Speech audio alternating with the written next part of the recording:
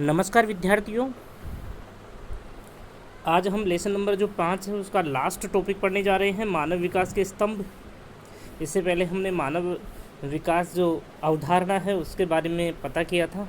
मानव विकास की जो अवधारणा है 1990 के दशक में जो दो दक्षिण एशियाई अर्थशास्त्रियों महबूब उल हक और आपका जो प्रोफेसर अमर्त्य सेन है, उन दोनों ने मिलकर के इस अवधारणा का प्रतिपादन किया था। इसके संदर्भ में हमने लास्ट क्लास में पढ़ा था।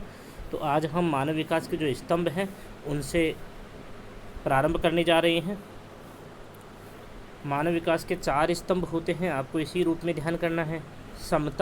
समता, ये समता अलग होती है और समता जो शारीरिक समता होती है वो अलग होती है। तो आप उस ये वाला नहीं समझे इसको, ये समता ही है। समता का मतलब समानता, कैपेसिटी नहीं, समानता।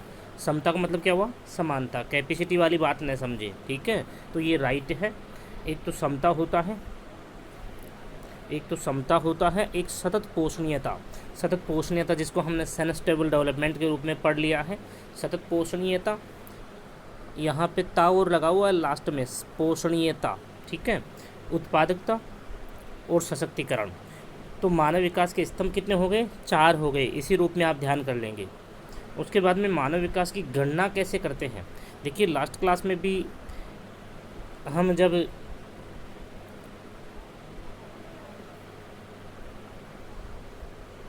पांचवा छठवा लेसन पढ़ रहे थे तो उसमें मानव विकास का जिक्र आया था, है ना। तो हम एक चीज़ आपको बता दें कि मानव विकास की गणना कैसे करते हैं, उसके बारे में हम यहाँ पे डिटेल से पढ़ने वाले हैं। मानव विकास की गणना, मानव विकास के मुख्य रूप से 3 आयाम होते हैं। 3 आयाम कह दीजिए या सूचकांक कह दीजिए या संकेतक कह दीजिए, तीनों का मतलब सेम ही है। आयाम भी कह सकते हैं, सूचकांक भी कह सकते हैं, संकेतक भी कह सकते हैं। अगर आपसे पूछे कि मानव विकास के आयाम कितने होते हैं तो भी 3 ही होंगे, सूचकांक कितने होते हैं तो भी 3 ही होंगे, संकेतक कितने होते हैं तो भी 3 ही होंगे, ठीक है ना। ये अलग अलग नामों से इसको संबोधित किया जाता है कि मानव विकास के आयाम कितने होते हैं, सूचकांक कितने होते हैं, संकेतक कितने होते हैं। मतलब ये एक दूसरे के ओब्लिक हैं, तीनों का मतलब सेम होता है ना। जो क्रमशः जीवन प्रत्याशा, पहला तो कौन सा हो गया? जीवन प्रत्याशा। 1 नंबर तो कौन सा है? जीवन प्रत्याशा। 2 नंबर कौन सा है? शिक्षा का स्तर कह दीजिए, शिक्षा कह दीजिए। तथा 3 नंबर कौन सा है? प्रति व्यक्ति आय। 3 नंबर हो गया प्रति व्यक्ति आय। ये मानव विकास सूचकांक जो है, ये आयाम जिनको हम बोल रहे हैं, संकेतक जिनको हम बोल रहे हैं, वो है। जीवन प्रत्याशा का मतलब क्या होता है? लंबे जीवन की आशा। मतलब जैसे जीवन प्रत्याशा हमारे भारत में जैसे 68.3 वर्ष औसत आयु है। भारत में लोगों की औसत आयु क्या है? 68 वर्ष 3 महीने। यहाँ पे भारत में जो औसत जो आयु है वो है। तो जीवन प्रत्याशा हम उसे ही कह रहे हैं कि व्यक्ति कितनी उम्र तक जीता है, उसे हम जीवन प्रत्याशा कह रहे हैं। शिक्षा आप जानते ही हो, प्रति व्यक्ति आय आप जानते ही हो, है ना। उपरोक्त तीनों संकेतकों का मान या HDI का मान, HDI का मतलब समझते हो ना आप? ह्यूमन डेवलपमेंट इंडेक्स, है ना, HDI।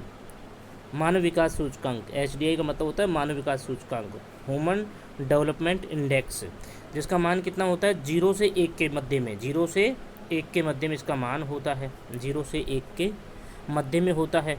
इन तीनों संकेतकों के योगफल में 3 का भाग देकर, इन तीनों संकेतकों के योगफल में 3 का भाग देकर मानव विकास सूचकांक ज्ञात किया जाता है। 3 जो संकेतक हैं यहाँ पे आपका जीवन प्रत्याशा है, शिक्षा है और प्रति व्यक्ति आय है। ये 3 संकेतक हो गए। अब इन तीनों में तीनों का जो योगफल होगा उसमें 3 का भाग देकर मानव विकास सूचकांक ज्ञात कर लिया जाता है। कैसे ज्ञात करते हैं? मैंने वो पर्सन भी, मैथमेटिकल जो पर्सन है वो मैंने यहाँ पे रखा है, लेकिन आपको कॉफ़ी में आप करेंगे नहीं, इसमें आप इसको आप जैसे रफ कॉफ़ी वगैरह है उसमें आप कर लें तो ठीक रहेगा। कॉफ़ी में मत करना, क्योंकि आपकी ये सिलेबस में इस प्रकार का जितना मैंने आपको बताया है उतना आपके सिलेबस में दे रखा है। अदरवाइज आपके जो मैथमेटिकल क्वेश्चन वगैरह है वो आपके सिलेबस में डायरेक्ट नहीं दिया हुआ है, लेकिन आपको समझाने के लिए मैंने वो रखा है। तो इसका HDI का मान कितना होता है? 0 से 1 के बीच में होता है। ये आप ध्यान कर लेंगे, 0 से 1 के बीच में कैसे होता है मैं समझाऊंगा अभी आपको। अब यहाँ से देखिए, हमने आपको समझाने के पर्पज़ से ये रखा है मैंने, ठीक है। सबसे पहले तो मैं एक चीज़ बता दूं कि जो अब मैं आपको एक पर्सन और ये यहाँ पे ये सूत्र जो दिया हुआ है, जो आपको मैं समझाने के पर्पज़ से यहाँ पे मैंने रखा है, तो इसको आप फेयर कॉफ़ी में न करें, रब कॉफ़ी में ज़रूर आप इसको कर लें, ठीक है ना। रब कॉफ़ी में कर लेंगे आप इसको, ठीक है।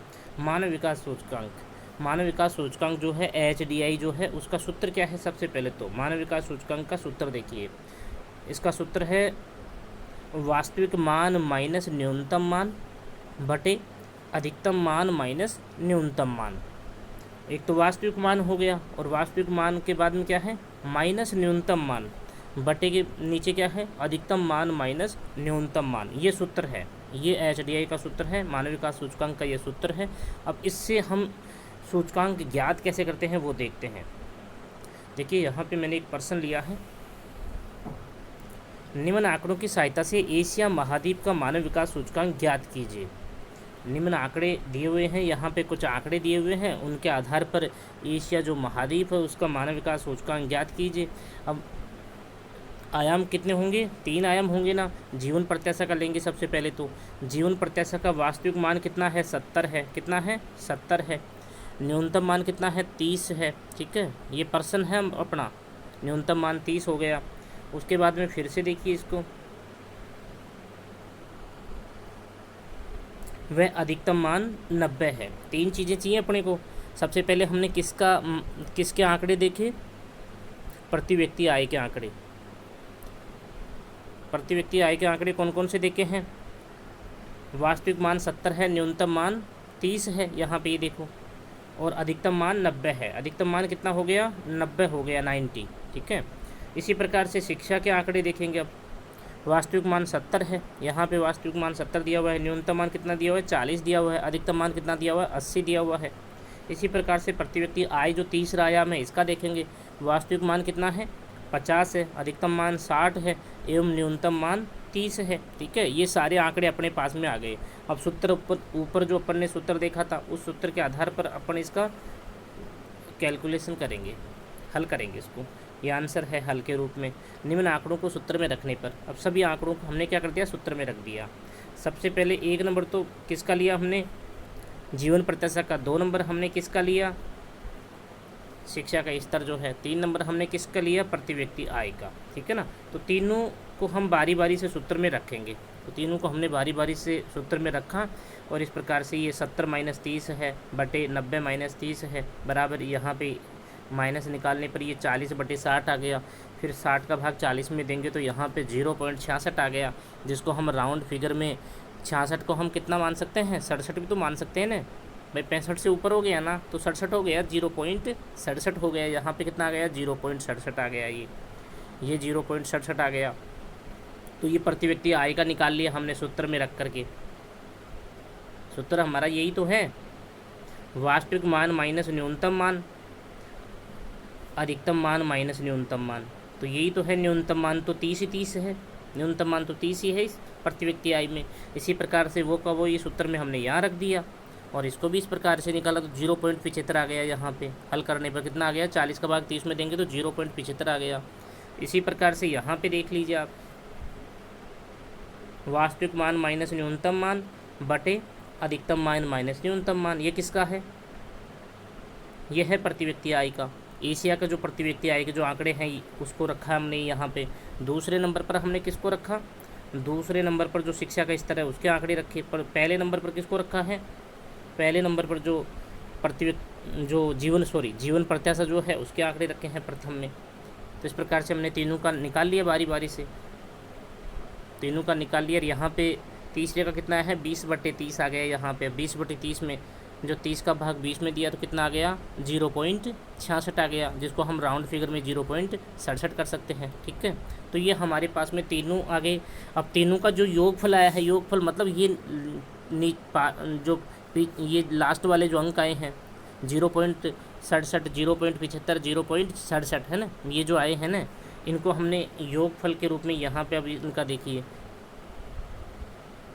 योगफल आएगा। अभी इन तीनों को जोड़ देंगे, 0.67 प्लस 0.75 प्लस 0.67, और तीनों में किसका भाग दे रहे हैं? 3 का भाग दे रहे हैं, ठीक है।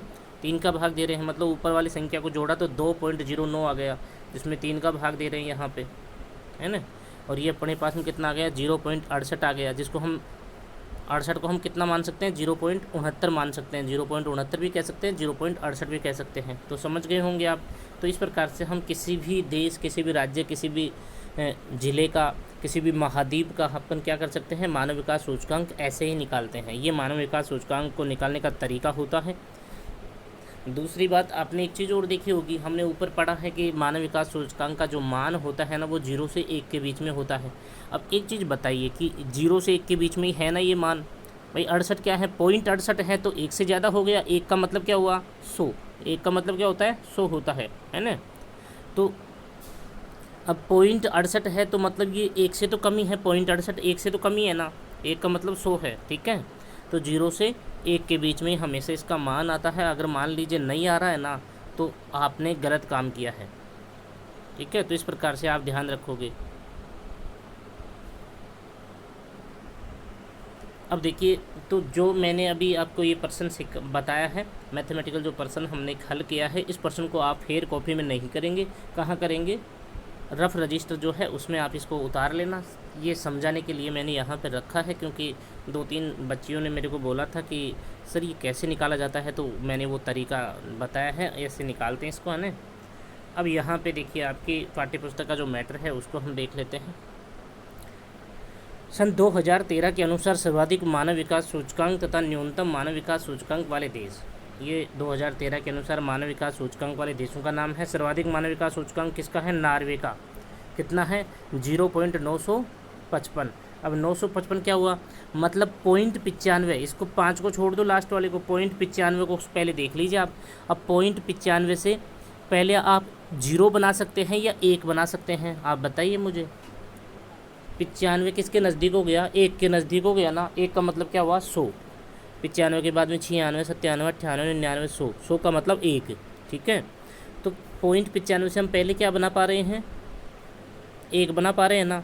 तो इसी प्रकार से जिससे पहले हम 0 बन रहा है कि 1 बन रहा है, इस आधार पर हम उसका लेवल जो स्तर है उसका पता कर लेते हैं। मतलब उच्चतम मानव विकास सूचकांक है, या मध्यम मानव विकास सूचकांक है, या निम्नतम मानव विकास सूचकांक है। 3 स्तर होते हैं मानव विकास सूचकांक के, जिनकी बात हम अभी करेंगे ना। और न्यूनतम किसका है, नाइजर का। नाइजर अफ्रीका महाद्वीप का देश है, जिसका कितना है, 0.304। अब 30 से पहले हम 0 बना सकते हैं कि 1 बना सकते हैं। तो 30 किसके नज़दीक ज़्यादा है, 1 के नज़दीक ज़्यादा है या फिर 0 के नज़दीक ज़्यादा है। तो 30 से हम पहले कहाँ पहुँच सकते हैं, 100 की तरफ पहुँचेंगे या 0 की तरफ पहुँचेंगे, तो 0 की तरफ पहुँचेंगे ना। 30 तो 0 के पास में है, तो मतलब क्या हुआ, नाइजर का 30 से हम पहले 0.30 से हम पहले क्या बना सकते हैं, 0 बना सकते हैं, ठीक है। तो नाइजर का सबसे, संपूर्ण विश्व में नाइजर का जो मानव विकास सूचकांक है वो सबसे कम है। इसको इसी रूप में आप ध्यान कर लेंगे, बोर्ड एग्जाम में आ सकता है ये प्रश्न। अब देखिए यहाँ पे मानव विकास सूचकांक का अंतर्राष्ट्रीय स्वरूप, मानव विकास सूचकांक का जो अंतर्राष्ट्रीय स्वरूप है उसकी हम बात करेंगे। UNDP, लास्ट क्लास में हमने बात की थी, संयुक्त राष्ट्र विकास कार्यक्रम। UNDP का मतलब क्या होता है, यूनियन नेशन डेवलपमेंट प्रोग्राम, संयुक्त राष्ट्र विकास कार्यक्रम के द्वारा 2016 की व 2013 की रिपोर्ट प्रस्तुत की गई, जिसमें क्रम से, आपको पता है ना, मानव विकास सूचकांक की रिपोर्ट प्रति वर्ष जारी होती है। हर वर्ष सभी देशों की रैंकिंग जारी होती है, जिसमें क्रम से 188 कितने देशों ने भाग लिया, 188 देशों ने तो कब भाग लिया, 2013 में। जबकि 188 देशों ने तो कब भाग लिया, 2016 में। और 2013 में कितने देशों ने भाग लिया था, 186 देशों को शामिल किया गया। इसी आधार पर 2013 में मुख्यतः मानव विकास सूचकांक को 3 श्रेणियों में विभाजित किया गया। यहाँ पे आंकड़े कितने दिए गए हैं, 3 श्रेणियों में दिए गए हैं। 2016 में तो 188 देश थे, जबकि 2 देश कम हो गए 2013 में। 2013 में कम थे, 2016 में ज़्यादा थे। लेकिन आपकी जो पाठ्य पुस्तक है उसमें 2013 के ये आंकड़े दिए हुए हैं, इसलिए हम उन्हीं को लेकर के बात करेंगे।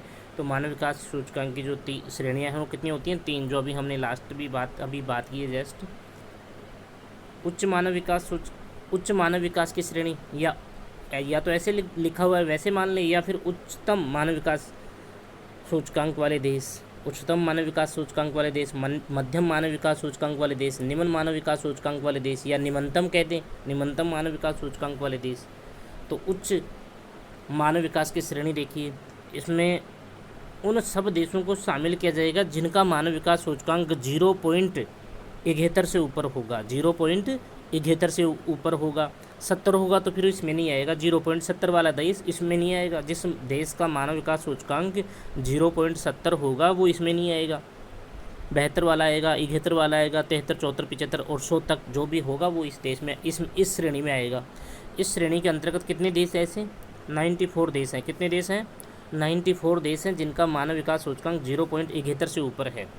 जैसे अब उदाहरण के तौर पर नॉर्वे है, अभी नॉर्वे का हमने लिया ना, नॉर्वे है, ऑस्ट्रेलिया है, यूएसए है, नीदरलैंड है, जर्मनी है, जापान है, इजराइल है, सिंगापुर है, हांगकांग है, कोरिया है, चिली है, यूरुग्वे है, संयुक्त अरब अमीरात है आदि। ये देश हैं जिनका मानव विकास सूचकांक अधिक है, ज़्यादा है, 0.71 से अधिक है। ये तो स्तर को काउंट करने के लिए इकाई हो गई, ये तो इसको तो इसी रूप में आपको ध्यान करना पड़ेगा। दूसरा है मध्यम मानव विकास श्रेणी।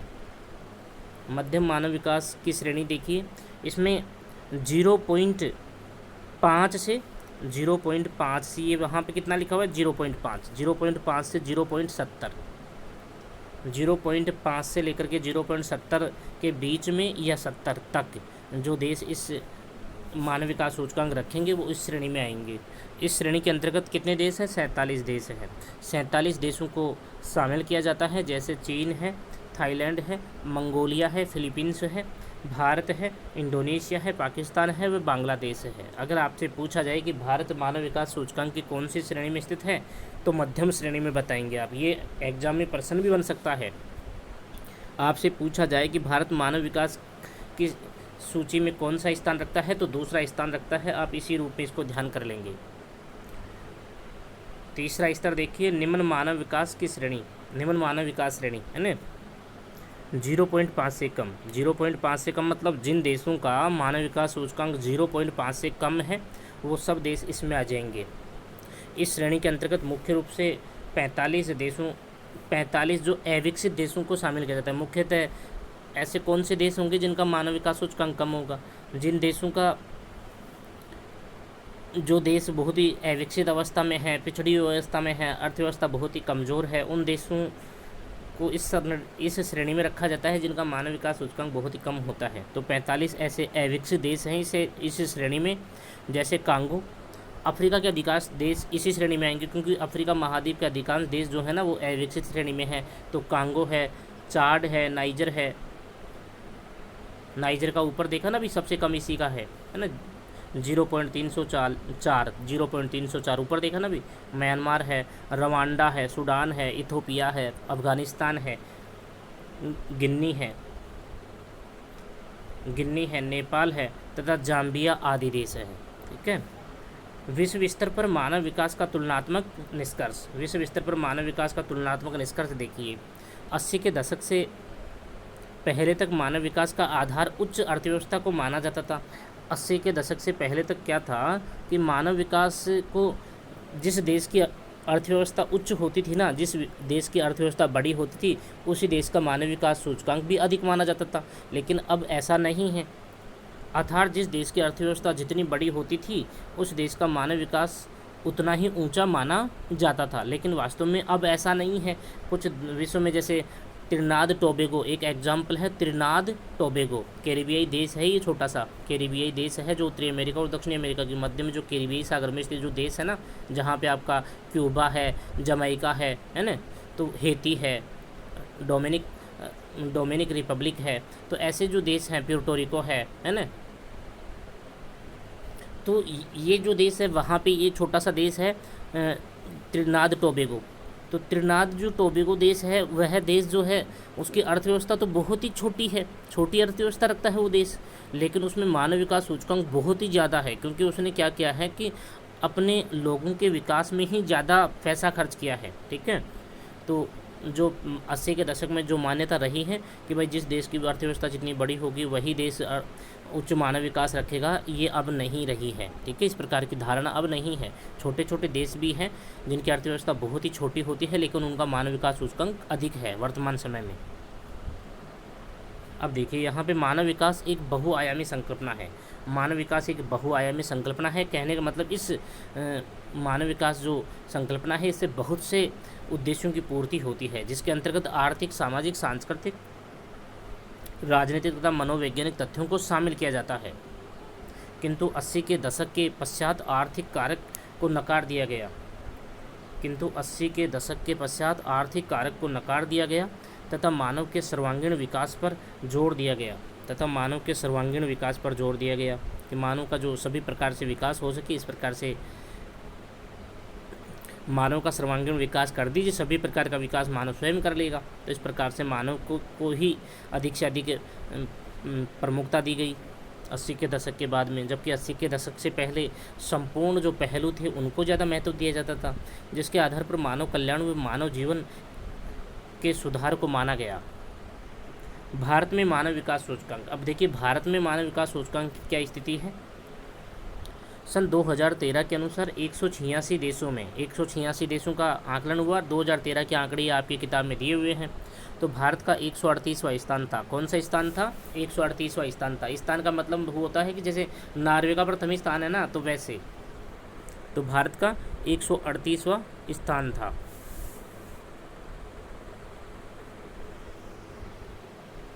मतलब जो देश 1 नंबर की तरफ होगा, जैसे 1 नंबर, 2 नंबर, 3 नंबर, तो वो तो उच्च मानव विकास सूचकांक। अब जो 138वां मतलब अच्छा नहीं है, मध्यम में आ गया ना लगभग।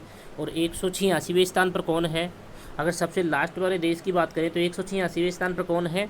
आपका नाइजर है अफ्रीका का, जिसका सबसे कम है। अभी अपन ने ऊपर देखा ना, तो वो चीज़ है यहाँ पे 138वां स्थान रहा है। तो आपको ये भी ध्यान रखना है, भारत का मानव विकास सूचकांक 2013 के अनुसार कौन सा स्थान है? 138वां। तथा भारत मध्यम मानव विकास श्रेणी में शामिल है। अभी ऊपर भी हमने बात की है, भारत कौन सी श्रेणी में शामिल है? मध्यम श्रेणी में, जिसका मानव विकास सूचकांक कितना है? मानव विकास सूचकांक कितना है भारत का? 2013 के अनुसार आंकड़े हैं ये 0.554 है।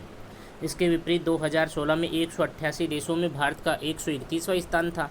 मतलब स्थान क्या हुआ है? सुधरा है। पहले 138 था, 38वां स्थान था, और बाद में 2016 में कितना हो गया? 131वां स्थान हो गया। तो मतलब क्या हुआ?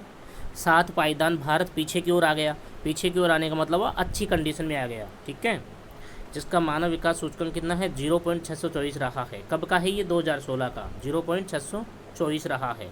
ठीक है, सभी देशों का जो ऊपर हमने अभी मैथमेटिकल जो क्वेश्चन लिया था ना, उसी तरीके से सभी देशों का ज्ञात करते हैं। 3 जो आयाम हैं, तीनों आयामों का वास्तविक मान भी देखते हैं, उनका अधिकतम मान भी देखते हैं और उनका न्यूनतम मान भी देखते हैं। ठीक है, भारत में 2016 के अनुसार उच्चतम मानव विकास सूचकांक वाले केरल, सबसे ज़्यादा मानव विकास सूचकांक 2013 के अनुसार किसका रहा है भारत में? केरल का। कितना रहा है? 0.700 2013 में। कब रहा है ये 0.700? 700 का मतलब क्या हुआ? 0.70 हो गया ना, 0.70। इस आगे वाले अंक को आप छोड़ दें तो बढ़िया है, कोई दिक्कत नहीं है ना। तो 2013 के अनुसार है, वे 2016 के अनुसार कितना है? 0.712 किसका है ये? केरल का। अब दिल्ली का देखिए 0.75 है। हिमाचल प्रदेश का कितना है? 0.67 है। गोवा का यहाँ पे गोवा का देखिए 0.617 है। पंजाब का 0.661 है। आदि राज्य हैं, इसे है को काट देंगे ना, आदि हैं, आदि राज्य हैं। जबकि न्यूनतम मानव विकास सूचकांक वाले राज्य सबसे, अगर न्यूनतम मानव विकास सूचकांक की बात करें तो सबसे नीचे कौन है? छत्तीसगढ़ है 0.358। उसके बाद में झारखंड है, मतलब उससे थोड़ा सा अच्छी कंडीशन में कौन है? झारखंड है।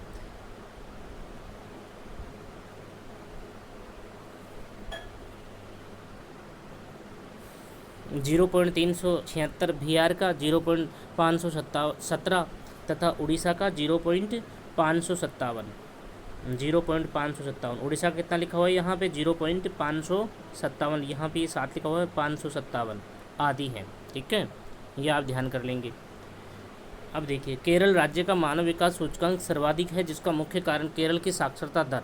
केरल की साक्षरता दर क्या है? सर्वाधिक है। अगर आपसे पूछा जाए कि केरल राज्य का मानव विकास सूचकांक अधिक क्यों है, तो उसके पीछे कारण क्या बताओगे आप? साक्षरता दर का उच्च होना है, जो 2011 के अनुसार कितनी है? 94% साक्षरता है 2011 के अनुसार। अब देखिए, अति महत्वपूर्ण प्रश्नों की हम बात कर लें। प्रवास किसे कहते हैं? उत्प्रवास तथा आप्रवास में क्या अंतर है? अच्छा क्वेश्चन है, ये बोर्ड एग्जाम में आता रहता है। मानव प्रवास के कितने पक्ष हैं? मानव प्रवास के कितने पक्ष हैं? ये भी अच्छा क्वेश्चन है। अंतर्राष्ट्रीय प्रवास से क्या तात्पर्य है? इसे कितने भागों में बांटा गया है? चौथा क्वेश्चन देखिए, अंतर्देशीय प्रवास किसे कहते हैं? यह कितने भागों में बांटा गया है? अंतर्देशीय प्रवास, ये भी अच्छा क्वेश्चन बनता है। पांचवा क्वेश्चन देखिए, मानव प्रवास के कौन कौन से मुख्य कारण हैं? मानव प्रवास के कौन कौन से मुख्य कारण हैं? छठवां क्वेश्चन देखिए, मानव विकास संकल्पना का प्रतिपादन किसने किया? मानव विकास संकल्पना का प्रतिपादन किसने किया? दो दक्षिणी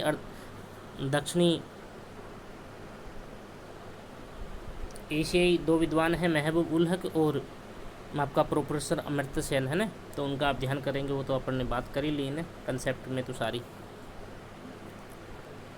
सातवां क्वेश्चन देखिए, मानव विकास से क्या तात्पर्य है तथा इसके कितने स्तंभ होते हैं? 4 स्तंभ होते हैं ना, अभी ऊपर हमने बात की है। आठवां क्वेश्चन भी अच्छा क्वेश्चन है, मानव विकास सूचकांक को कितनी श्रेणियों में बांटा गया है? 3 श्रेणियों में बांटा गया है ना। उच्च मानव विकास के कोई 2 देश बताइए। उच्च मानव विकास के कोई 2 देश बताइए, जैसे नॉर्वे है और यूएसए है, ऑस्ट्रेलिया है ना, ये उच्च मानव विकास सूचकांक के देश हैं। सन 2016 के अनुसार भारत में सर्वोच्च व न्यूनतम मानव विकास सूचकांक वाले राज्य कौन से हैं? केरल है और छत्तीसगढ़ है। न्यूनतम में छत्तीसगढ़ हो गया, सर्वोच्च में केरल हो गया, तो इसको आप ध्यान कर लेंगे। ठीक है, तो इस प्रकार से कंप्लीट हो गया आपका लेसन नंबर 5 कंप्लीट हो गया। और हम जो है लेसन नंबर जो 13 रहा है, 13 और 14 इसी प्रकार के लेसन हैं, वो भी जनसंख्या के हैं। उनमें भारत के संदर्भ में हम जनसंख्या संबंधी आंकड़े जो हैं पढ़ने वाले हैं। तो 13वीं लेसन का PDF मैं जल्दी डाल दूंगा। ठीक है ना, तो इस प्रकार से आप सारा ध्यान कर लेंगे। स्कूल खुलने से पहले हमारा जो है कंप्लीट हो जाएगा। लगभग 20 लेसन हम कंप्लीट कर लेंगे। 13वां लेसन भी हमारा कंप्लीट हो जाएगा। 14वां लेसन हम हो सकता है कि स्कूल खुलने के बाद में ही कर पाएँ। ठीक है, आगे की बात करते हैं कल।